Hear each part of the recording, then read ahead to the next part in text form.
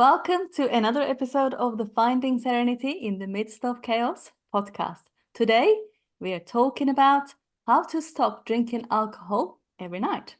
Well, this episode is especially for you if you try to cut back on your drinking but can't make it stick, can't say no to a drink at the end of each day, and just can't stop at one. And stay tuned because by the end of this episode, you will understand the science behind why you can't stop drinking and you can't say no. You will understand why using willpower to cut back doesn't work, but what does, and how to say no to that drink and stick to it forever. So, welcome to today's episode, and I'm so excited to introduce you to our new guest today. It's Carol Urry. Hi, Carol. Welcome to the podcast. Hi, it's lovely to see you. Thank you for inviting me along. I'm excited Yay. to share with your I know. I'm listeners. so excited to share because I think this is a story that all of our listeners and YouTube watchers will be resonating with because I see this a lot in my colleagues. I used to have some of this problem, but can you please first of all tell us who you are, what you do, and who you help? Yeah, of course. So I am an alcohol control coach. I used to use the word alcohol-free coach, but people get a bit touchy when you talk about alcohol freedom because, alcohol is a massive part of our life, isn't it? Yeah. Socially, it's acceptable and it's everywhere. So I became an alcohol coach really because I had a bottle of wine habit per evening through a stressful job.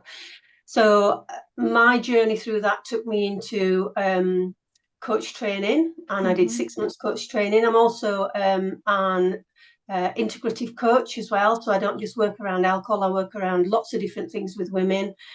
And I just decided that my life had completely transformed through choosing not to drink. I would never say I would never ever have a drink ever, and I didn't intend when I decided to take a 30-day break. I didn't intend to stop forever, and I always said to people I can drink whenever I want to drink, I just choose not to drink, and I think it's a choice. So the ladies that I help are mainly professional women, not exclusively. And they fall into the category that I fell into, getting in from a really stressful day at work and really looking forward to that glass of wine or G&T or whatever your thing is. Yeah. And you're thinking, oh, it's okay, I'm relaxed, it helps me relax because we get that buzz, don't we? We do get that buzz, and we're forever chasing that buzz after that first drink. And I think it can be a habitual thing then. And for me, it certainly became quite a habitual thing when I got in from work. And our tolerance grows, and we just need that little bit more wine, or I did, to get that buzz. And then you start on that habit and that behavioural habit of having that wine. And then when you think, you know what, I'll have a couple of weeks off, or it comes to dry January or sober October, and then you get 2 or 3 days in, or even a week in, and you're thinking, crumbs, I'm really missing it. So it's the professional women that use alcohol to sort of de-stress and relax at the end of the day that I generally support. Sure. And when was it that you realized this was a problem, actually? I didn't really, to be honest. I mean, I was drinking for probably a decade. I wasn't drinking a bottle of wine. Oh, maybe I was drinking a bottle of wine a night for a decade. Me and my first husband had some marriage issues, and sadly we separated and divorced. And I think because then I was living alone, because the children were moving in between, it was their choice to move in between mum and dad. We were all in the same village. The nights when I was on my own, it just became more of a habit. And I was drinking probably more than a bottle. It was probably a bottle and a half. And then I was having a couple of beers before I had my wine, just to numb out on all the stuff that happens through a divorce, and when you're stressed at work, and you've got relationship issues with maybe other members of the family or a partner. And I didn't really think it was an issue until probably towards, I would say I chose to give up, or chose to take a break in 2019. Mm. And what triggered it for me was my son, who's on the autistic spectrum and got ADHD. He was 19 and he'd gone off on the train to Birmingham to the NEC to meet a friend, and it was a bank holiday weekend. And unbeknown to us, there were works on the railway. So the last train was quite early, and we hadn't cottoned on to that. And he missed his last train. Okay. So he rang me up to say, Mum, I'm stuck in Birmingham, which is about an hour and a half away. Of course, it was bank holiday weekend. I'd been drinking most of the day. We'd been down the pub, we'd had a few drinks, we'd had a few beers, we'd come home, we'd eaten dinner, we were sat having a couple of glasses of wine. And it suddenly dawned on me that I wasn't available while I was drinking. And I really did need to be available as a parent. And also I'd had a glass of wine, a couple of glasses of wine. The supermarket is literally just up the lane, which is maybe a minute, 2 minutes in the car. And I got behind the wheel, and I was, although I didn't feel like I was over the limit, I must have been, because I'd had a large glass of wine, which is about 3 units really. Okay. And yeah, I drove, and that really made me take a step back and think, whoa, just hang on, Carol. And I had tried to give up. We all have a heavy weekend drinking, and then Monday morning comes around, we're feeling pretty rubbish because it really affects our sleep. We're hungover, we're going to work, and then I used to say on a Monday, right, that's it. I'm not going to have a drink until the weekend. Yeah. And then by Wednesday, I would be really anchoring after a drink. And I think it was then that I realised that I really needed it. I didn't need it physically. I needed it emotionally to deal with my stress. Okay. Yeah. Just for the benefit of our listeners, why is it perfectly grown woman working professionally, we have logically know what to do, Yes. yet we don't choose to do it? Just please, for the benefit of our listeners, explain why that is. There's a name for it. It's called cognitive dissonance. Okay. And it's our logic brain telling us no. But we have, when we're drinking on a regular basis, it becomes habitual. Our primitive part of our brain switches, because we have such a chemical change over time, well, initially and then over time in our brains, that we subconsciously come to rely on it. Yeah. So our brain thinks that we need it for survival. Yeah. And that is the struggle. Subconsciously, we are really, I don't like to use the word addicted, but I suppose we become to, we do rely on it. We do rely on it for that sort of feeling that you get, which you do. But that's what it is. It's cognitive dissonance. So the executive part of our brain is logically saying, I need to cut back. I need to stop. I need to take a break. I'm drinking too much. But that trigger, the environment, coming in to the home after work. I never used to think about alcohol at all during the daytime, but as soon as I turned the key in my car and started driving from work, straight away, I can't wait to have that beer. I can't wait to have that glass of wine. I really need to sort of chill out. And it's just that habitual behavior over time that really sets our subconscious. And that's why, when we put ourselves in that environment, it's an automatic reaction. It is. We don't think about it. We don't. And the thing is, again, our primitive brain is there for our survival. And in order to survive, we need to make everything easy and automatic, just like brushing your teeth, just like you're driving the car, or you don't realize where you've been. And then also all of a sudden you wake up, oh my God, what's going on? You've just passed through everything that you do because it's automatic. Because if you had to think about every single action every single day, you couldn't cope with it. But this is, of course, on the wrong side of the automatic. the same thing applies to eating chocolate. Same thing Yeah, applies to watching TV or looking at social media. We are all habitual, addictive creatures, really. yeah. And you know, everything that we do every single day is a form of addiction, whether it's a useful one or a non-useful one. And in the case of alcohol, but what are the long-term effects of having alcohol in a consistent basis like this? Quite a lot, really. Mm, The first thing is it's water permeable. So alcohol penetrates every single cell in our body. So it affects all of us. And even one glass of wine affects us. mm, So I don't know if you've probably heard of Dr.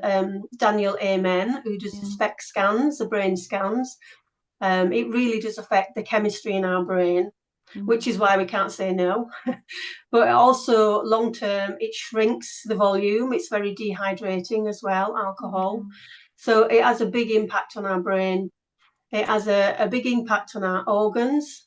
Mm, Obviously, things like our liver which breaks down the alcohol, yeah. which has an enzyme in it called alcohol dehydrogenase, and that Mm, breaks it down into acetaldehyde, which is yeah. a really toxic substance, more toxic than alcohol itself. And that's what alters our DNA, and that's how cancers can be formed as well because of the breakdown. So the more we overload our liver, the more chances we are of getting a cancer, Mm, because it is a carcinogen. It's actually it's a class 1 carcinogen. yeah. So it is directly linked with about 7 different cancers, which some people don't realize, and we've known that since the 1980s. Mm, It's an immune suppressant, so it suppresses our immune immune system. system. It's a Wow. hormone disruptor. It Mm, raises our estrogen levels. If anybody's really interested in listening to a 2-hour long podcast by Dr. Andrew Huberman mm, at the Huberman Lab, I would definitely check him out. He did one about a year ago, all about alcohol. He's from Stanford University, and it really goes into the nitty-gritty of it. mm. So yeah, it affects our sexual reproduction, our sexual health. Wow. I could go on and on and on Yes, too, you could. honestly. But that's interesting, isn't it? The whole purpose of having a glass of wine, just an innocent act, if you like, just to relax at the end of the day, Yeah, turns into a long-term health effects that we don't yeah, realize. So what can we do instead of having to numb the pain of having to go through our day every single day? yeah. As painful as that, what else can we do instead to, first of all, not go into drinking? And but if we are drinking, how do we stop? Mm. You've got to be very intentional. Mm, You really have to be intentional, because it's really difficult, when you've got this habitual behavior, whether yeah. that's, like you were saying, a chocolate bar or social media. You've Mm, got to really be intentional and say, okay, I'm going to take a break, even if you don't want to stop. If you want to take a break. And what I did was I filled that time with other things. yeah. So I planned out my day. So when I was coming home from work and I knew that I would be craving a drink, because that's what my brain was used to having, Yeah. I would get some alternatives in to start with. So I would Mm, get some alternative zero alcohol or very low alcohol beers. mm-hmm. I would get some Schlur or some drink that looked like my red wine, and I would put it in a wine glass, because we Okay. could trick our brains into Trick our thinking brain. Interesting. that we're drinking. In fact, I know some people that have had that euphoric dopamine hit from a non-alcoholic drink, Wow. because it's been in its glass and they've Yeah. felt that buzz. So I would use alternatives. I would also make a plan when I got in from work. I would change into my scruffy stuff and Yeah. take off my work clothes. Yeah. I would then find a job to do, and I Mm, would make myself busy. mm, So I would clean a cupboard out, or I would say to my hubby, "Do you want to go for a walk?" Or I'd borrow the neighbour's dog and I'd go out. mm. And if a craving came, I would just make myself busy doing something, because cravings last for about 20 minutes. That's Yeah. all. They come in, they have a crest, and then they drop.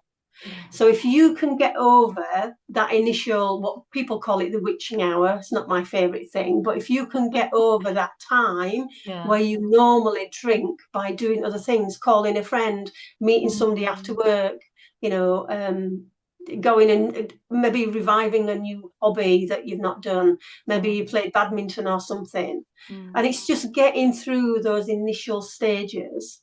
But you've Yes. really, really got to be intentional. And it's important as well, too, Liz, to actually um, come to a trusted friend or a partner and just Mm. say, look, I'm going to be Sure. taking a break. Sure. Can you hold Mm. me accountable? Yeah. Or having a coach like myself, Mm. and getting on board with a coach and having some accountability. Because if you do it yourself, you can cave really easily. But Yeah. if you speak it with your mouth, it Mm. makes it real. Sure. So yeah, being intentional is Yeah. really, And really important. that's important. And you've said there as well to replace it with something else, Yeah, because all your brain is looking for is the satiety, the satisfaction it's getting, yeah, whether it's the dopamine release, whether it's yeah, other hormones. It's basically then looking for that. And if you can find something else to give you that mm, satiety, then yeah, you won't be looking for the alcohol, whether it's running, whether it's talking to a friend, like you said. It's just understanding the mechanics, and then, of course, thinking of the consequences. Just yeah, like you couldn't be there for your son, mm, it could be your, he could be dying, for God forbid, and you couldn't mm, get there. How would you feel for exactly. the rest of your life, Yeah, yeah, And then this is what I'm going to say to people, which is why I help people with, is why is it that you're having to numb mm, thought of having to go to work, or what is it so painful that you don't even want to think about it? And why yeah, not face it with the help of someone and not get yourself into this long-term deteriorating state of life, because life is too short for us to yeah, waste it in this way, dare I say. yeah, And we are very valuable beings, every single one of us.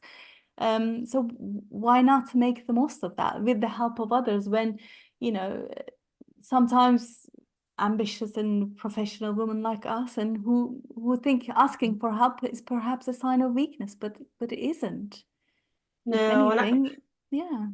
I think as a professional woman as well, I think when you're drinking and you're not sleeping well, because as you Yes, know, it's a big sleep disruptor. sure, yeah, So we often wake up at 3, 4 o'clock in the morning, and the yeah, reason for that is our blood alcohol levels have dropped because we stopped drinking. yeah, And when we drink, cortisol levels rise. yeah, So the cortisol is a stimulant. So the cortisol is still flying around in your body, and you wake up naturally. So, well, you do wake up because the alcohol's been processed by your liver.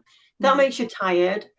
Then you're feeling grouchy in the morning. mm, You get brain fog, alcohol, and especially if you're a woman around menopausal age as yeah, well, yeah, I was gonna perimenopause say, or yeah, menopause, the brain fog is bad enough as it is. it And is, because yeah, it's a hormone disruptor, it gives you hot flushes.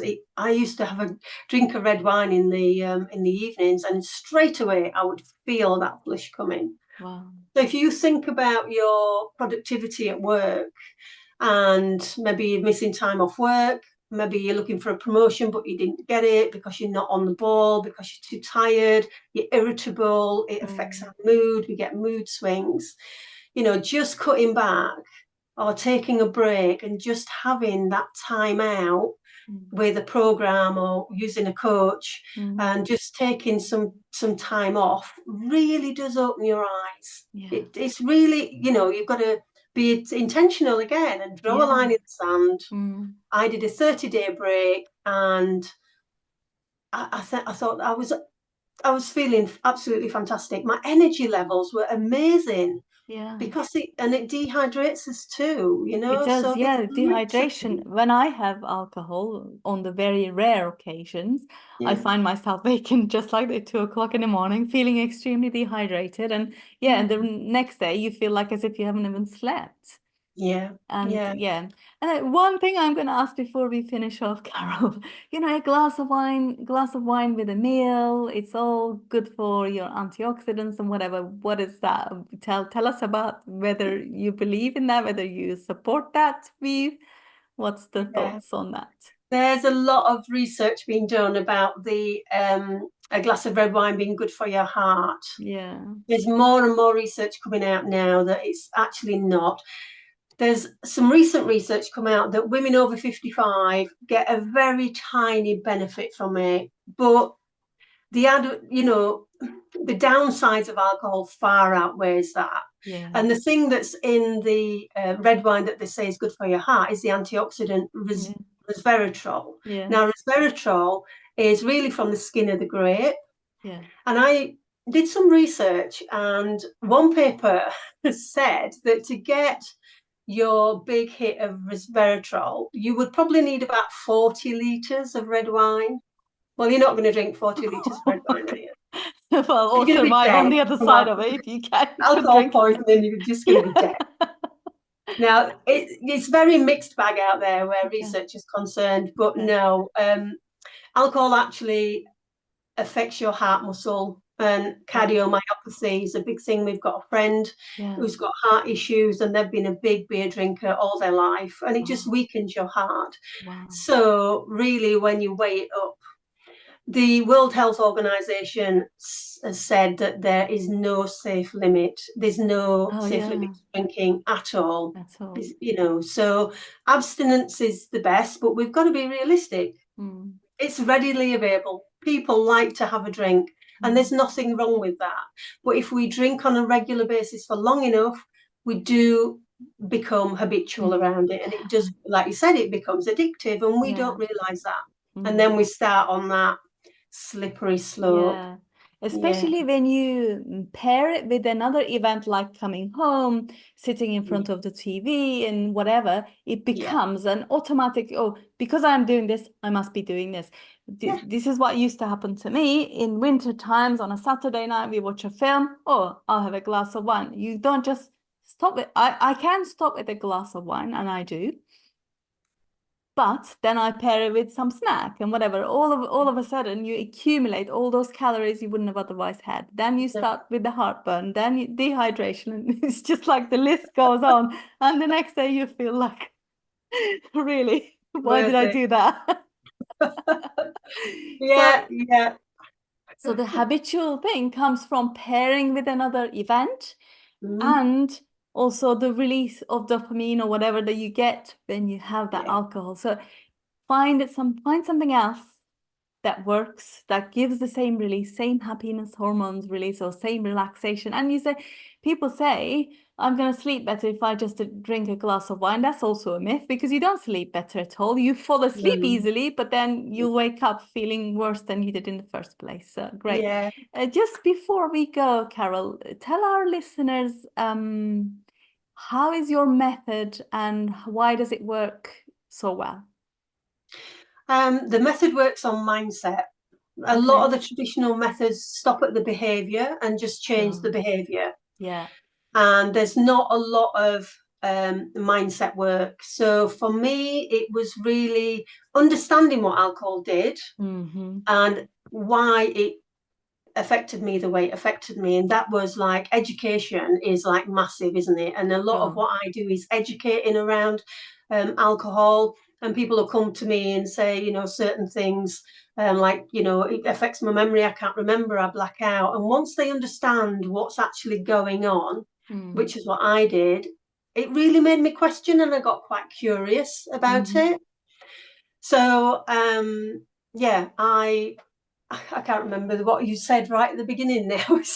I've gone off on a tangent. So why your method works more than anybody else's, or anything that you might find, That's right. Yeah, it changes. We change the mindset. So we work a lot on rewiring.